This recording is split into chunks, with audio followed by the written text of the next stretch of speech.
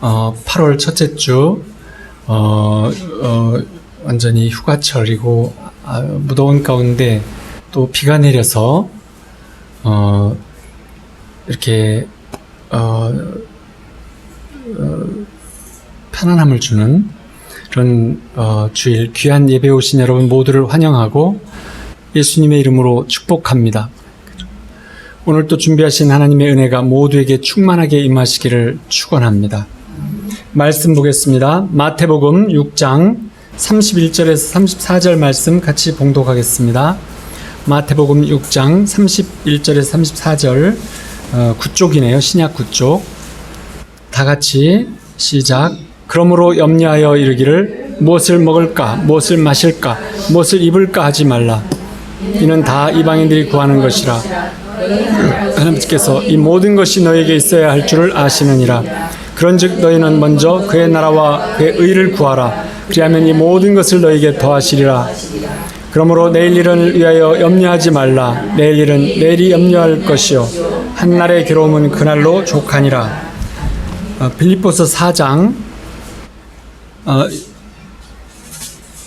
6절 7절 말씀 같이 봉독하겠습니다. 321쪽이네요. 빌립보서 4장 6절 7절 2절 말씀 같이 봉독하겠습니다. 시작. 아무것도 염려하지 말고 다만 모든 일에 기도와 간구로 너희 구할 것을 감사함으로 하나님께 아뢰라. 그리하면 모든 지각에 뛰어난 하나님의 평강이 예수 안에서 너희 마음에 지키시리라. 아멘.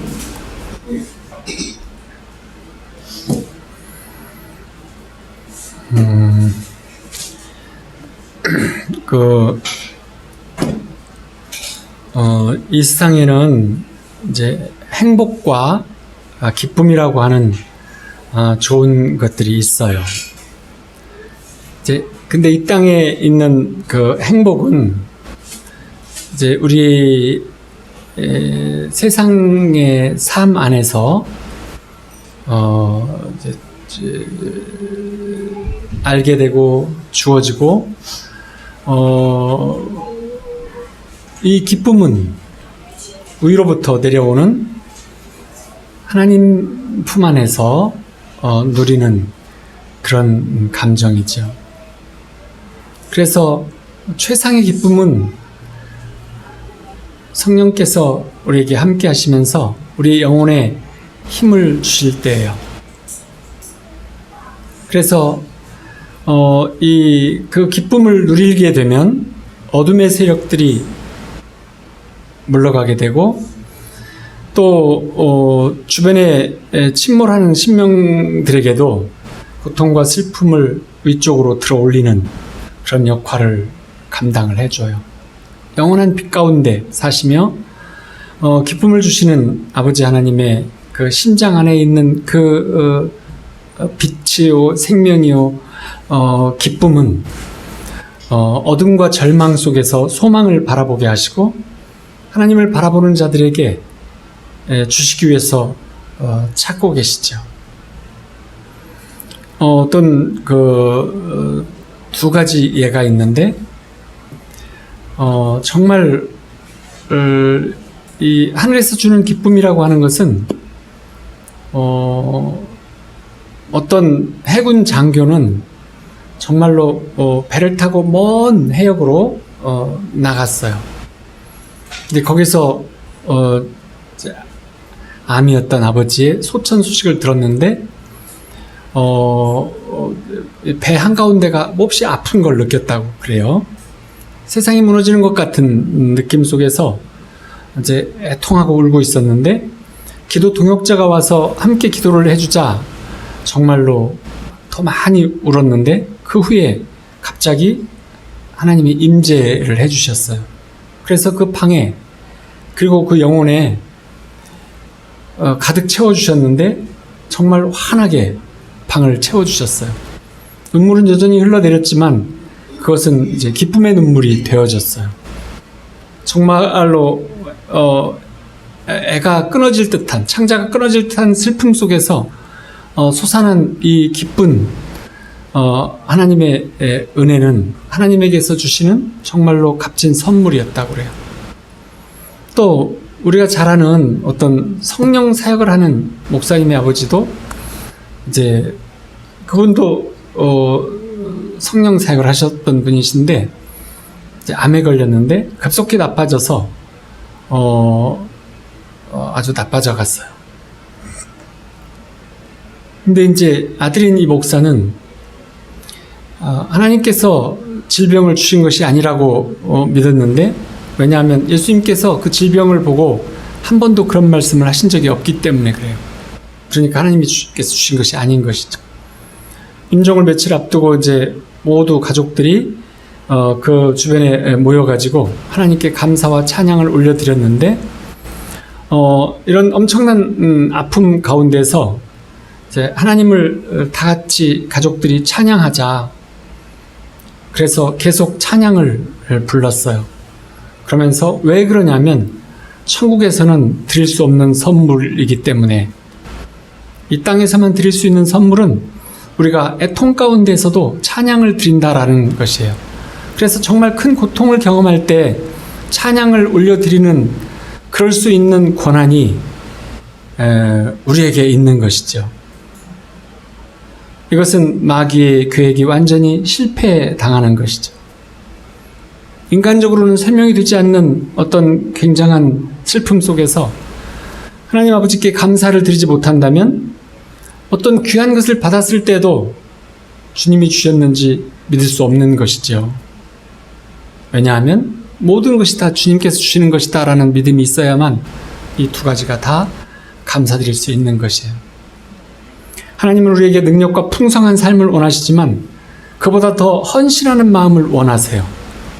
그래서 믿음으로 이런 그 신뢰를 드림을 통해서 하나님은 영광을 받으시고 우리에게 능력을 부어주시죠. 다윗 왕도 정말로 캄캄한 절망을 많이 경험했고, 하지만 그 속에서도 이제 차오르는 기쁨을 시편에서 보면 노래해요. 저녁에는 울음이 기숙할지라도 아침에는 기쁨이 오리로다. 주께서 나의 슬픔이 변하여 내게 춤이 되게 하셨으며 나의 베옷을 벗기고 기쁨으로 띄우셨나이다. 이런 하나님이 주시는 기쁨은 뜻하지 않은 때에 뜻하지 않은 방법으로 오게 와주세요. 그 하나님의 사랑의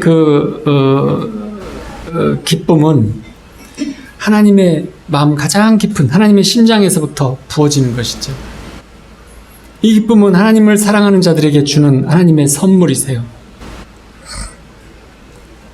그래서 하나님께 삶을 다 드린 자녀들에게서만 누릴 수 있는, 또 자랑할 수 있는 것 중에 하나가 되는 것이죠. 하나님은 우리 자녀들에게 행복을 얻기 위해서 애쓰는 노력들을 원치 않으세요. 기쁨은 부서지지 않지만 행복은 손안의 모래처럼 빠져나가 버려요.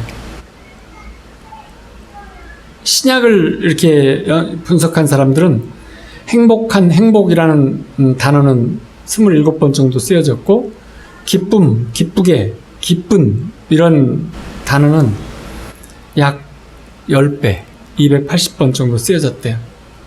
하나님께서는 행복보다는 기쁨에 더 큰 관심을 가지고 계시는 거죠. 왜냐하면 행복은 환경에서, 상황에서 오는 것이고, 그 환경과 상황, 외부적인 것이 바뀌면 곧 사라지는 것이에요. 그리고 느끼는 것도 피상적으로 느껴요. 행복감은 또 일시적으로 느껴요. 그리고 또 정말로 이 가슴이 설레며 기분 좋은 그런 만족감으로 느껴지죠. 그렇지만 이 기쁨은 하나님 안에서 느껴지는 것이고 초자연적으로 주시는 것이고, 그리고 점점점 커지는 것이에요. 그리고 우리 마음의 실제적인 느낌이에요. 그래서 영원하죠. 캄캄한 상황 속에서도 부어주세요. 그래서 기쁨은 성령의 은사요 열매이며 우리 안에 부어지고 우리 내면에서 자라가는 것이에요. 기쁨은 점점 자라가면서 점점 더 커지는 그런 감정의 최상인 것이죠. 초대교회의 신앙의 핍박을 받는 중에도 기쁨이 더 충만해졌다 라고 하는데 그걸 여러분 믿어지세요? 엄청난 핍박이 오는데 그 속에서 더 기쁨은 충만해졌다. 그래서 그 터키 같은 데는 굴을 파놓고 수천 명씩 예배드리며 평생을 살았던 그런 초대교인들이 있었죠. 하나님께서만 이 일을 하실 수 있어요. 히브리서 10장 34절에 보면 초대교인들을 위해서 너희가 같은 자를 동정하고 너희 소유를 빼앗기는 것도 기쁘게 당한 것은 더 낫고 영원한 소유가 있는 줄 알미니라. 하나님이 주시는 기쁨은 맑은 날에도 축복이지만 인생의 폭풍 속에서도 축복으로 받게 돼요. 행복은 이런 일을 해내지 못하죠. 그래서 기쁨은 영원하며 사라지지 아니하며 기쁨은 능력이다 라고 말하는 것이에요. 무디 선생도 그렇게 행복과 기쁨에 대해서 말했는데 행복은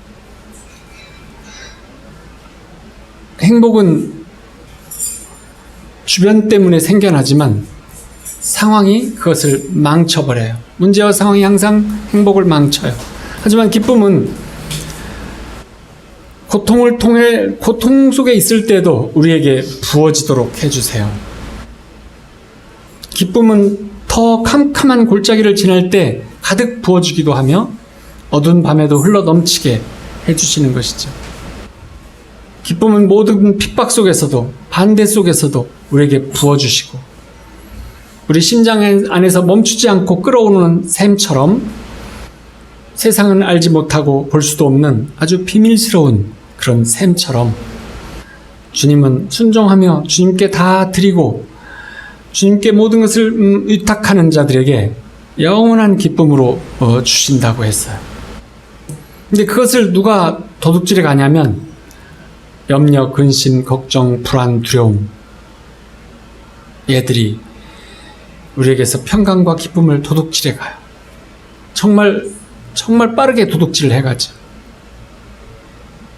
저는 젊었을 때 제 삶에서 가장 큰 문제가 뭐였냐면 염려, 걱정, 불안, 두려움, 긴장, 우울 이런 것과의 싸움이었어요. 주님을 성령 안에서 만난 후에도 옛사람의 습관처럼 내 마음 안에 뿌리내린 이런 부정적 감정들이 늘 머리를 들어서 나를 힘들게 했어요. 그리고 우리 가족들도 나로 인해서 힘들어졌고 성령의 불을 받고 성령의 여러 가지 충만함을 받은 이후에도 저는 감정치유가 필요하다라고 여겨져서 전인치유 강의를 받는 중에 내 마음을 분석해 놓는 듯한 수치심의 치유라는 책을 읽고 염려, 걱정, 불안이 나를 늘 위협하고 있다는 것, 나는 그런 사람이다 라는 것을 깨달았어요. 내 안에 뿌리내려 있구나 이걸 깨달았어요. 어린 시절부터 염려, 걱정, 불안, 두려움, 긴장 속에서 저는 늘 살아왔는데 이것이 늘 정말로 떨치고 싶은 어떤 심각한 문제였어요. 그래서 성령 안에서도 다시 내 자아의 포기, 내 삶의 인생의 모든 계획과 삶을 다 내려놓고 회개하고 그리고 나를 아버지께 맡기는 기도의 긴 시간들을 가졌어요. 염려 걱정에서 완전히 해방된 것은 아니었지만 고통스러운 마음, 또 우울한 마음, 염려 걱정 근심에 붙잡히는 마음 이런 것들은 아주 거의 줄어가지고 제 삶은 이전보다 훨씬 평안과 기쁨으로 차 있어요. 염려한다라는 것은 불확실한 일, 또 뭔가 위해가 되는 일에 대해서 내가 두려워하고 괴로워하는 그런 정신적인, 정서적인 그런 스트레스죠. 염려라고 하는 것은 우리 마음과 정서, 몸에 정말 막 굉장한 압력으로 작용을 하고 우리 마음을 묶고 고통을 주게 해서 질병을 가져다 주는 거예요. 그래서 스트레스와 관련된 질환이 엄청 많은데 80% 이상이라고 하잖아요. 그 모든 것들이 염려, 걱정, 불안, 두려움 때문에 생기는 것이죠. 미국에서 크리스찬들이 가장 염려하는 것이 무언가 설문조사를 했다 그래요. 그랬더니 절반 이상이 휴대폰, 게임, TV 보는 것, 이런 것들에 대한 시간 낭비가 많다, 이걸 염려했다 그래요. 또 절반은 성경을 매일 읽어야 되는데 못 읽는다. 또 교회 정기적으로 모든 교회 여러 가지 참여에 잘 못 나간다. 또 지역사회에 활동하면서 도와야 되는데 그거를 잘 못하겠다. 이런 염려가 절반 정도 있었다고 하고, 근데 정말 많은 것은 80% 이상은 돈 때문에, 빚 때문에 걱정했고, 그리고 관계나 술, 또 어떤 중독, 일 중독, 성적인 어떤 중독들, 이런 것들에 대해서 염려를 했다고 해요. 미국 사람들이 80%가 걱정하고 사는 것이죠. 우리는 아마 그보다 조금 더 할 거예요. 대부분 이 우리의 평강과 기쁨을 도둑질해 가는 것은 스스로를 통제할 수 있으면 없어질 수 있는 것들이 많아요. 그래서 우리는 머리를 들고 눈을 똑바로 뜨고 우리를 탈진시키는 염려, 걱정을 직면해야 해요. 나의 염려, 걱정, 두려움을 주는 것은 무엇인가? 이걸 정확히 봐야 해요. 그 하루의 염려가 하루에 일하는 것보다 나를 더 탈진시킨다 라고 말하는 사람이 있어요. 염려, 걱정은 우리의 모든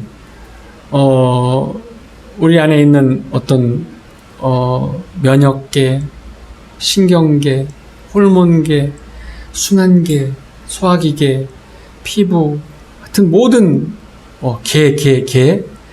이 모든 개에 나쁜 영향을 엄청 미쳐요. 그래서 예수님은 염려, 걱정이 사람의 몸과 마음, 또 정서와 감정, 우리의 영적 삶에 얼마나 부정적인 영향을 미치는지 그분이 잘 아세요. 경험해서 하시는 게 아니라 사람들을 보시고 잘 아는 거죠. 그래서 그런 두려움, 불안, 염려에 대한 많은 말씀을 하셨어요.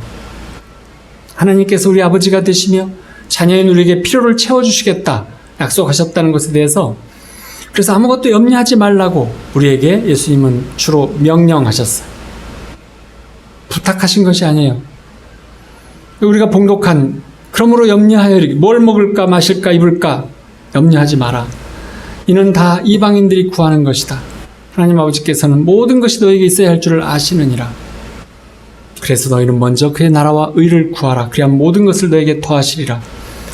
근데 이제 여기에서 그의 나라와 의를 구하라, 이것을 어렵고 복잡하게 생각하지 마시고 예수님을 바라보고 하나님 품 안에 안기는 그런 것을 계속 누리게 되면, 그러면 우리는 이 모든 염려, 걱정, 불안, 두려움에서 점점 이렇게 빠져나가는 걸 알 수 있어요.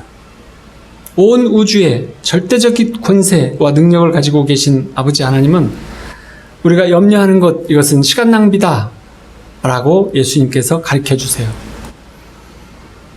염려, 걱정, 두려움, 이것은 우리 삶과 사랑하는 주변 사람들의 모든 삶의 질을 형편없이 만들어버려요. 할 수 없는 일에 대한 염려, 두려움, 걱정, 이거는 중단하셔야 해요. 그리고 할 수 있는 일을 초점을 맞춰서 하시는 것이고, 우리가 정말로 할 수 없다는 것은 다 주님께 맡겨버리고, 그리고 걱정의 유혹에 넘어가서 마귀가 우리의 기쁨을 도둑질하지 못하게 하는 것이 필요로 해요. 우리가 왜 걱정하냐면, 왜 두려워하냐면 하나님의 능력을 다 경험하지 못해서, 하나님의 능력을 내 영으로만 경험하면 내 삶에서는 염려, 걱정, 두려움이 있게 돼요. 하나님의 권능을 내 혼까지 다 이게 경험하면 내 육신은 아직 그걸 경험하지 못해서 질병과 문제와 기능 문제로 힘들어할 수 있어요. 그래서 우리의 하나님의 그 권능을 영혼육 모든 것으로 다 신뢰해야 돼요. 다 맡기고 신뢰하는 일, 이게 굉장히 중요하고, 그리고 하나님 품에 안겨서 사랑의 문을 두드려야 해요. 하나님의 심장에 있는 그 사랑의 문을 열어야, 우리가 두드리면 침노하면 열어주시는 분이시니까 그렇게 해서 그렇게 해야 되고, 우리는 또 우리가 절제할 수 있는 부분은 절제를 해야 돼요. 여기에 중요한 말씀이 디모데 후서 1장 7절 말씀이에요. 하나님이 우리에게 주신 것은 두려워하는 마음이 아니요 오직 능력과 사랑과 절제하는 마음이니. 하나님이 우리에게 걱정, 염려, 두려워하는 마음을 주신 것이 아니고 능력과 사랑과 절제의 마음을 주셨어요. 이 구절이 굉장히 중요한 것이에요. 모든 염려, 걱정, 두려움, 불안에 대해서는 우리는 하나님으로부터 그 능력을 받고 하나님의 사랑을 경험하면서 사랑 안에 들어가서, 그리고는 우리가 절제하는 마음을 통해서 그것들을 절제해 나갈 수 있어요.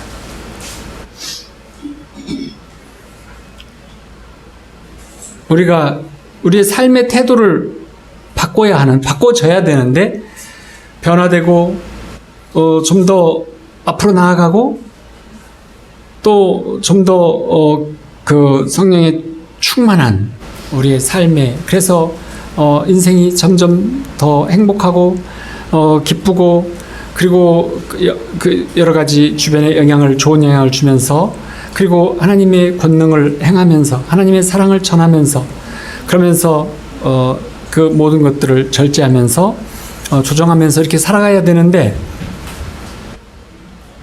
근데 많은 그리스도인들은 여전히 염려하고 걱정하고 두려워하고 살아요. 어떻게 하면 염려 걱정이 없는 기쁨의 삶을 경험할 수 있을까요?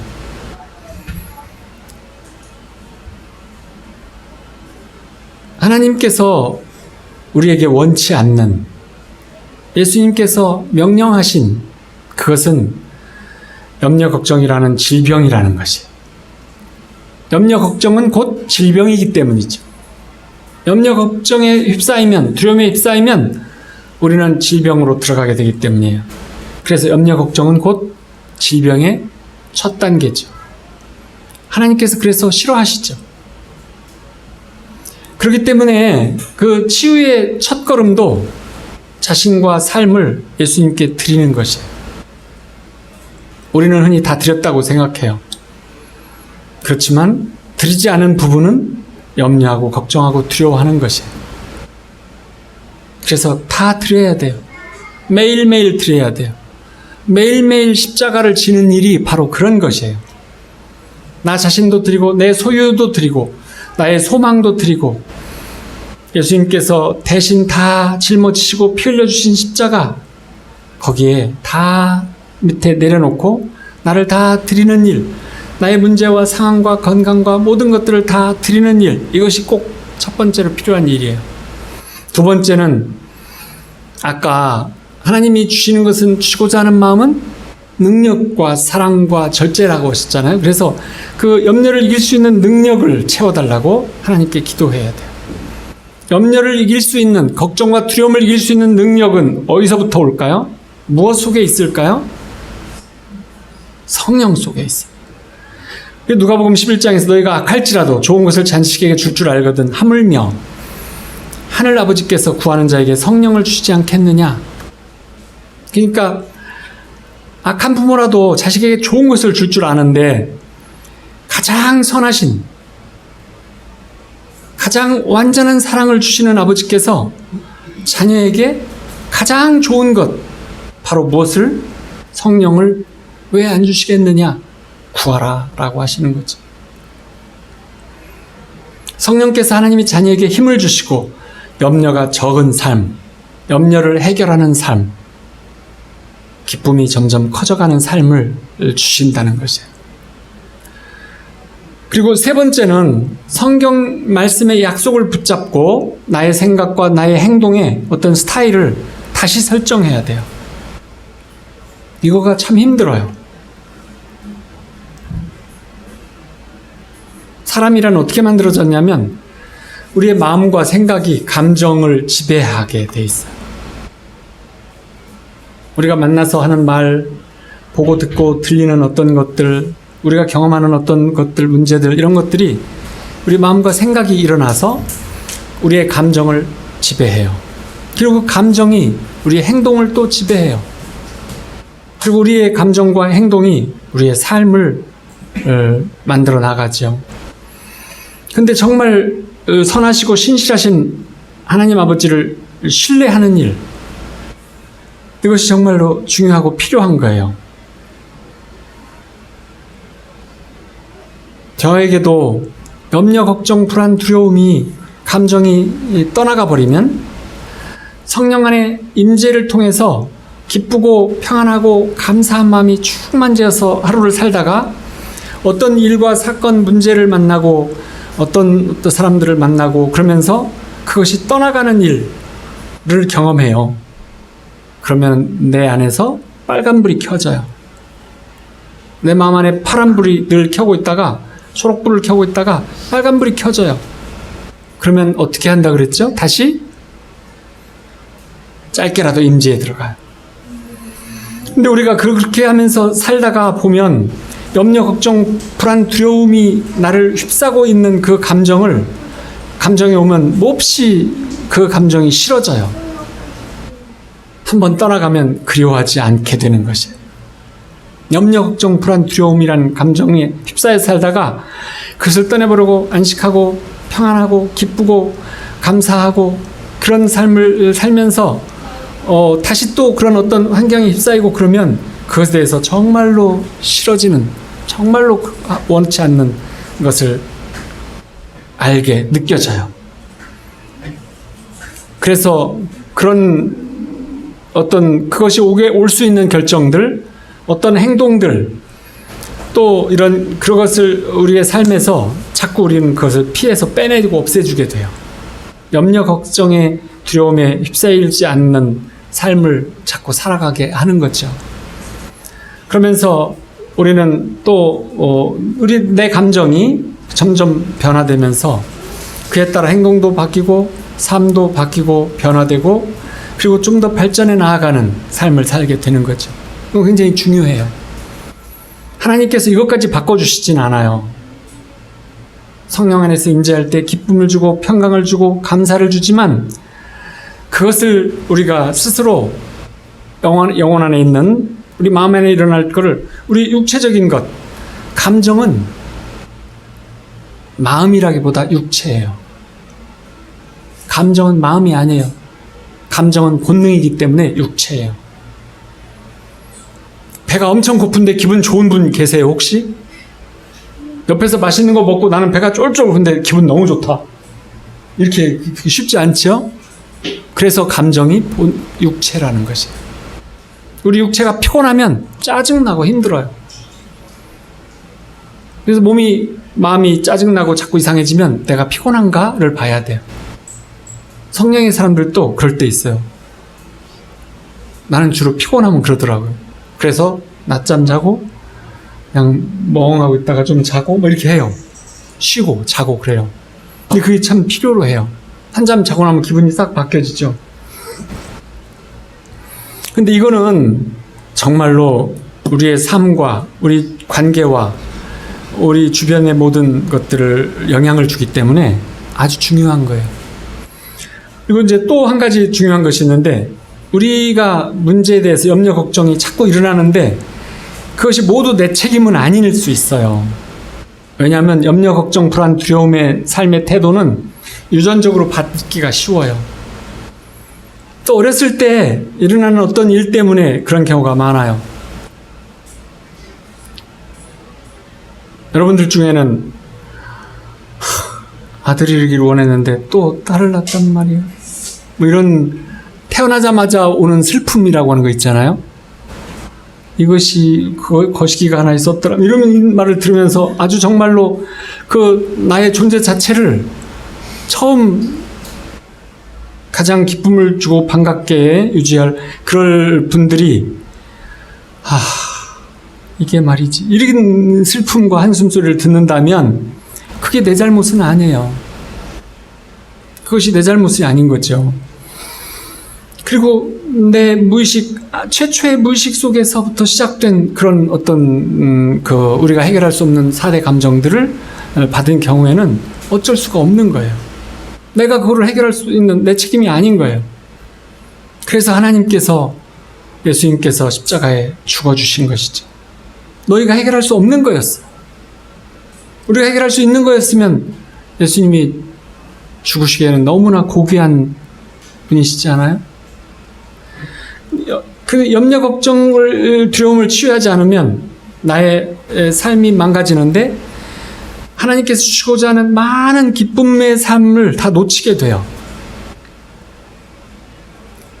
권사님과 장로님들의 삶이나 그 여러 가지 속에서 기쁨이나 이런 게 많지 않은 부분을 보면 그분은 진정으로 하나님을 신뢰하는 분이 아니세요.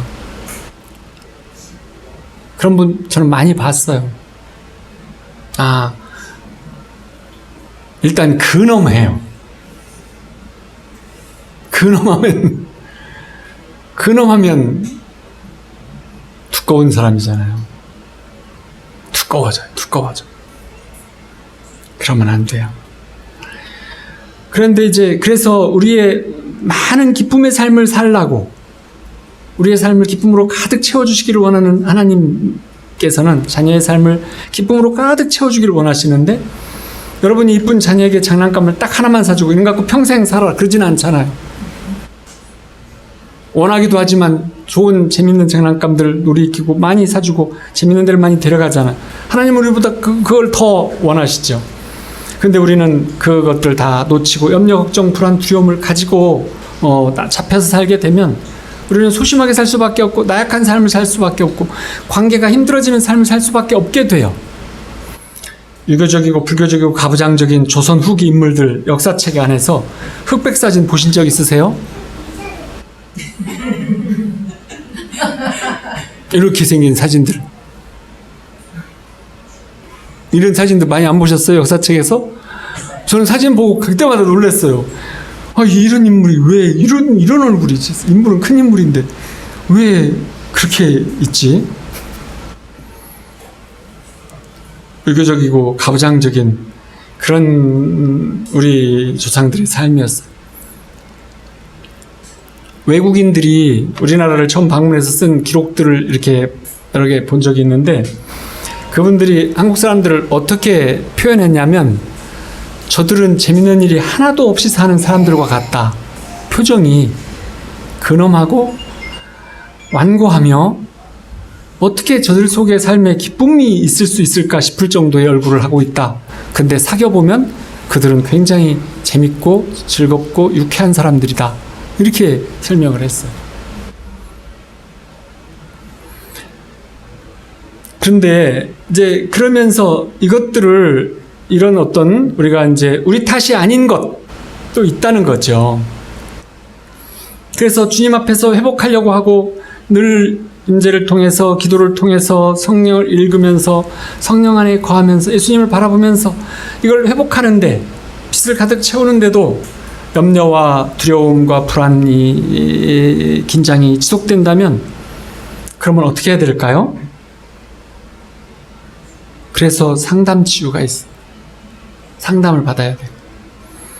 부모나 조상으로부터 전수받은, 대물림 받은 것들이 있다든지, 또 어린 시절이나 그 이전에 영혼의 상처가 있다든지, 아까 4대 감정은 영혼의 상처라고 그랬잖아요.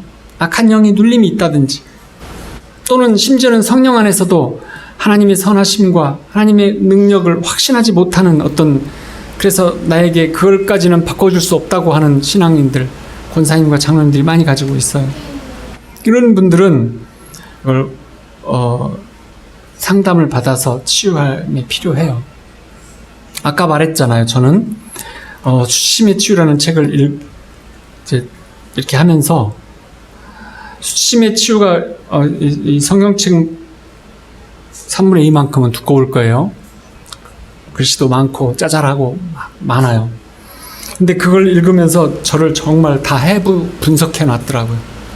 내가 알지 못했던 그 여러 가지 것들에 대해서 자세하게 수치심이 상한, 이렇게 인정하지 못하고, 인정받지 못하고, 그 감정을 공유해주지 못하고, 그리고 늘 지적질하고 수치심을 주고 하는 그런 어떤 부모를 둔 사람들의 그 내면에 한 70여 가지의 여러 가지 문제들을 다뤘는데, 그걸 읽으면서 그런 말이 있잖아요.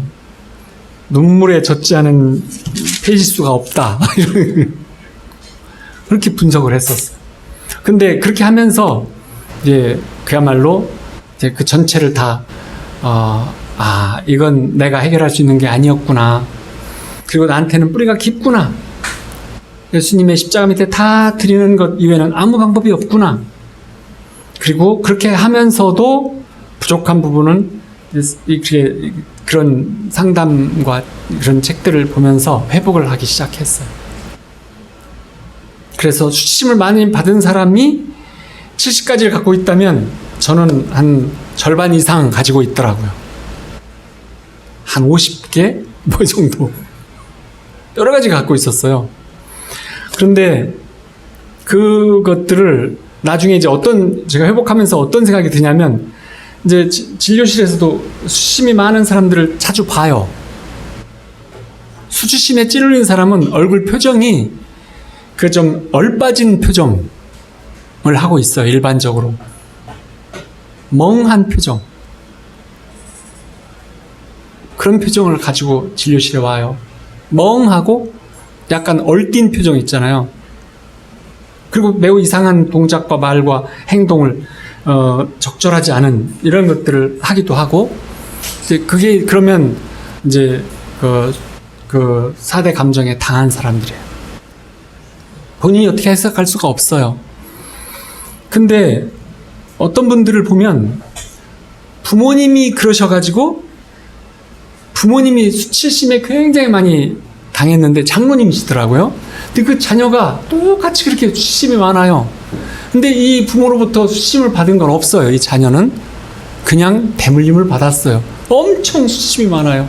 그 자녀들, 손주들 때도 똑같이 수치심이 엄청 많아요. 그걸 보고 하나도 준 게 없는데 다 받아 있어요. 대물려서 내려간 거예요. 그래서 이 상담 치유가 필요하구나. 뿌리를 찾아서 분석해서 알게 돼요. 그러면서 제가 알게 된 건 뭐냐면, 수치심을 받은 사람이 가지고 있는 것에 나는 100%가 아니라 한 70% 정도 가지고 있기 때문에 별거 아니구나. 70%는 흔한 거구나를 알았어요. 저는 흔하다고 생각하지 않았어요. 저는 정말 독특하다. 나같이 상처가 많은 사람이 없을 거야. 라고 늘 내가 나를 불쌍히 여기고 살았어. 이산가족 찾기 텔레비전에서 막 누가 이 사람을 뭐 하잖아요. 막 패트김 씨가 나와서 불렀잖아요. 막 그렇게. 그러면서 막 온 천지가 다 울었잖아요. 안 울었어요, 저는. 이렇게 생각했어요.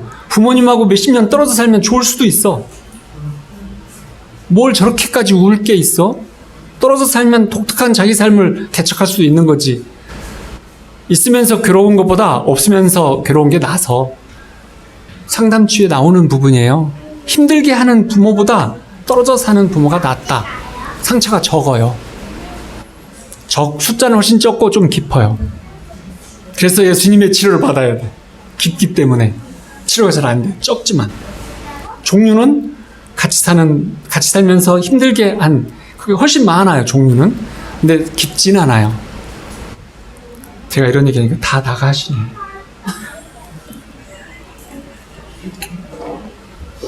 감초가 없는 분들이 들으면 지루한 얘기죠.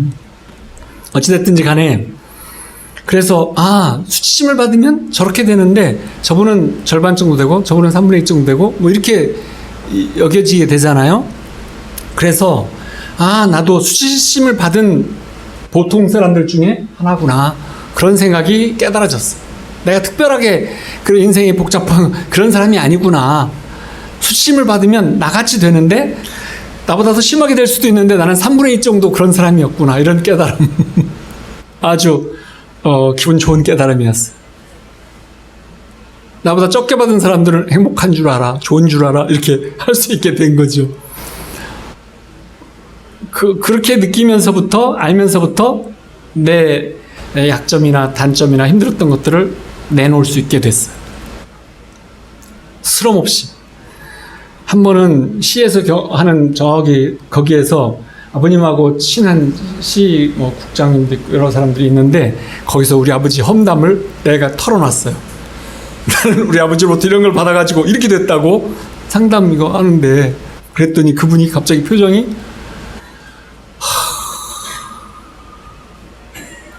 그분은 이제 우리 아버님을 잘 알고 나는 잘 모르는데 그럴 리가 저럴 수가 하는 표정으로 점점 얼굴이 어두워지면서 저럴 수가 저게 굉장히 저 큰아들 자랑을 아버님은 하셨는데 저 아들은 이게 지금 뭔 소리인 거야 뭐 이러는 거 나중에 그 표정이 보이더라고요. 그래서 나중에 이제 한참 지난 뒤에 여러 가지 얘기도 하고 이렇게 하고 했는데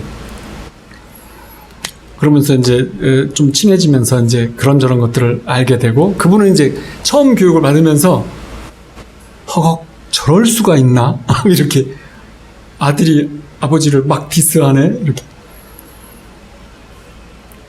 근데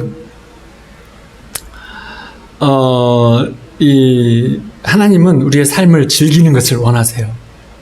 하나님 우리의 삶이 기쁨으로 가득 채우기를 원하세요. 미래가 빨리 오죠. 그래서 우리가 미래에 대한 염려, 걱정, 근심을 한다고 해서 또 미래를 위해서 현재를 막 희생하면서 막 산다고 해서 내가 원하는 미래가 오는 것이 아니라는 걸 알았어. 현재를 다 희생하고 사는 삶이 그러면 미래는 이렇게 될 거야. 그렇게 안 되면 그렇게 되지 않으면 어떻게 되는 거예요? 미래는 하나님의 것이지 내가 원하는 대로 되는 것이 아니에요. 그래서 미래에 대한 걱정, 미래에 대해서 현재를 희생하는 일, 미래에 대해서 지금을 막 다 희생하면서 저희 어머니는 미래를 위해서 현재를 다 희생하면서 우리를 키웠어요. 엄청나게. 그래서 어머니에 대한 디스는 저는 감히 할 수가 없어요. 모든 걸 희생했어요. 그런데 우리는 이제 그건 아닌 것 같아요. 우리나라 사람들은 부모들이 자녀를 위해서 엄청 희생하면서 살지만 미국이나 이렇게 보면은 그렇지 않잖아요. 서로 좋게 하면서 살잖아요. 소통하면서. 그게 이제 이런 기독교 바탕 때문인데 우리가 늘 안식을 얻고 내 주변에 있는 삶 속에서 아름다움을 찾고 그래서 우리가 볼 수 있고 느낄 수 있는 모든 것들, 우리의 감각으로 느낄 수 있는 모든 것들을 그러면서 아름다움을 찾고 기쁨을 찾는 것이 중요해요. 그래서 하나님께서 여러 가지 아름다운 자연들을 만들어 주셨어요. 그 자연들을 보면서 이 자연이 항상 변하는 것을 보면서 그리고 계절마다 바뀌고 시간마다 바뀌는 은은히 변하는 여러 가지 모양과 색과 분위기들을 늘 관찰해 보면서 사는 것 굉장히 중요해요.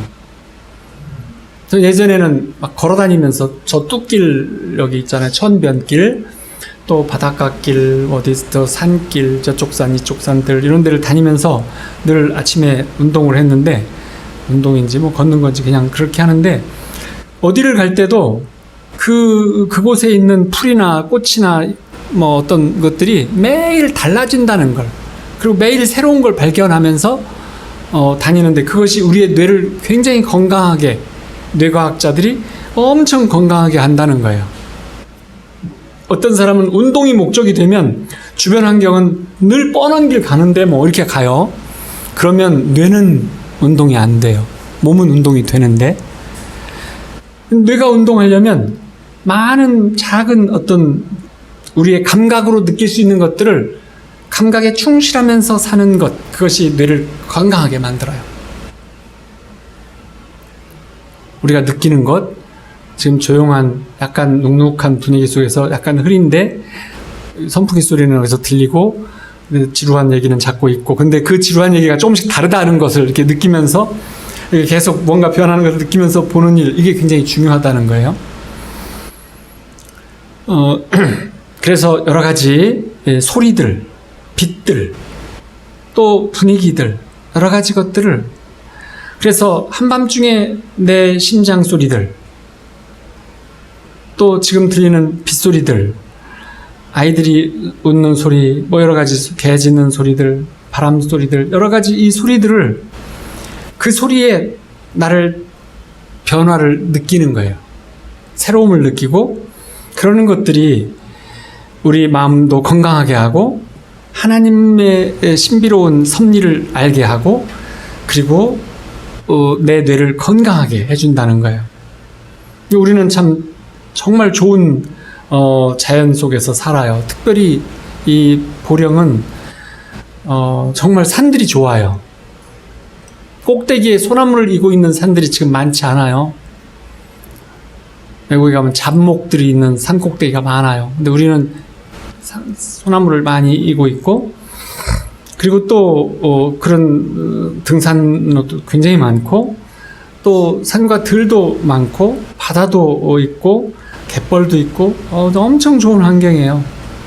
정말 해지는 모습을 늘 사진을 좀 찍기를 이렇게 좋아하면, 아름다운 부분이 보이면 찍고 싶어져요. 남기고 싶어져요. 해지는 모습들이 정말 다양해요. 매일 달라요. 그리고 노을이 환하게 지면 내일 맑겠다 그러면서도 참 예쁜 노을을 보잖아요. 그래서 어린 왕자처럼 매일 해지는 노을을 보고, 이런 여름철, 늦여름철이 가장 노을이 멋있고 좋아요. 근데 이런 것들을 이제 보는 거죠. 그러면서도 어느 날 하나님께서 묵상 중에 이런 말씀을 주시더라고요. 내 사랑은 완전하고 온전한 자유를 주며 정말 공평하고 기쁨이 가득하단다. 내가 너를 속박하지 아니하고 용기를 주면서 너는 나를 기대해라. 내 사랑은 정말 강하고 얼마든지 새롭고 얼마든지 크며 너는 나에게서 신나고 엄청나고